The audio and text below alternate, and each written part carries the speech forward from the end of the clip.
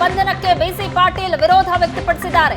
ಕನ್ನಡ ಹೋರಾಟಗಾರರನ್ನ ಬಂಧಿಸಿರೋದು ಸರಿಯಲ್ಲ. ಕರವೇ ಕಾರ್ಯಕರ್ತರನ್ನ ಕೂಡಲೇ ಬಿಡುಗಡೆ ಮಾಡಬೇಕು. ಕನ್ನಡದಲ್ಲೇ ನಾಮಫಲಕ ಅಳವಡಿಕೆಗೆ ಸರ್ಕಾರ ಮುಂದಾಗಬೇಕು ಅಂತ ಹೇಳಿದ್ದಾರೆ. ಕನ್ನಡ ಹೋರಾಟಗಾರರನ್ನ ಬಂಧಿಸಿರೋದು ಸರಿಯಲ್ಲ. ಕರವೇ ಕಾರ್ಯಕರ್ತರನ್ನ ಹೀಗಾಗಿ ಕೂಡಲೇ ಬಿಡುಗಡೆ ಮಾಡಬೇಕು ಅಂತ ಹೇಳಿದ್ದಾರೆ.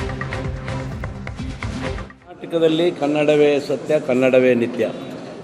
ಕನ್ನಡ ನಾಮಫಲಕಗಳನ್ನು ಹಾಕೋದು ಕಡ್ಡಾಯ ಮಾಡಲೇಬೇಕು.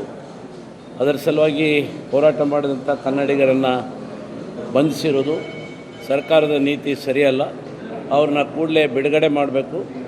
ಮತ್ತು ಎಲ್ಲ ಕಡೆಗೂ ಕೂಡ ಕರ್ನಾಟಕದಲ್ಲಿ ನಾಮಫಲಕಗಳನ್ನು ಕನ್ನಡದಲ್ಲಿ ಹಾಕೋದು ಒಳ್ಳೆಯದು, ಕಡ್ಡಾಯ ಅಂಥೇಳಿ ನಾನು ಭಾವಿಸ್ತೀನಿ.